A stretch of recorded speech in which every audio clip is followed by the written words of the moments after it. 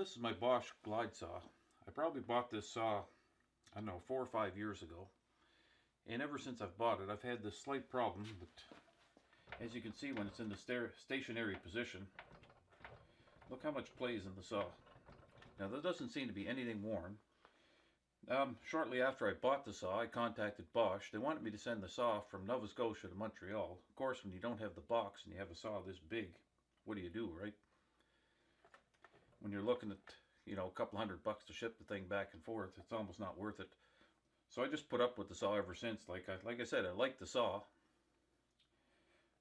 but this is a slight problem, right? It doesn't really hurt anything, but it is annoying, and it shouldn't be like this. And it doesn't seem to be any adjustments to get rid of this. There's nothing worn on the stop, so I really don't know what to do with it. And as you can see, look how much play is there. There's probably at least an inch and a half movement in that whole saw. Now as you can see here, there's a little bit of the paint is worn off the pin, but none of the aluminum is worn or doesn't appear to be worn. But yet there's a slight play in it, and I really don't know what to do about this. And doesn't seem to be any adjustments to get rid of it. Doesn't really hurt the saw any, but it is annoying every time you go to make a cut in a stationary position and the saw moves on you. I don't know if you can see this or not, but when you go to make a cut, I see all these reviews on the internet how accurate this saw is. Well, ever since I've had it, I can't trust it. Sometimes it's dead on, sometimes it's off a hair. And if you can actually see, I don't know if you can see this here, but when you pull the saw down, if you're not careful, you can actually move this from side to side. And this saw does have a cut probably up to about 13 or 14 inches.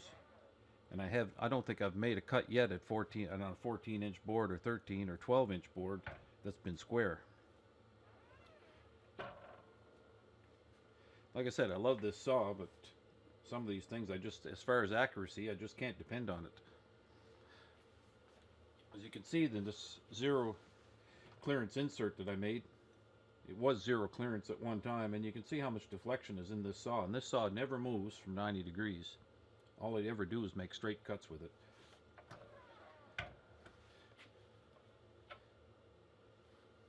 So I don't know if you can see that or not, but you can actually see how much that has widened that groove. Like I said, I love this saw, but just some of the things, accuracy, I'm a fanatic about accuracy, and this saw just isn't it. And one of the main reasons I bought this saw in the first place is I have a small shop, and with the Glide Saw you can put it right up against the wall.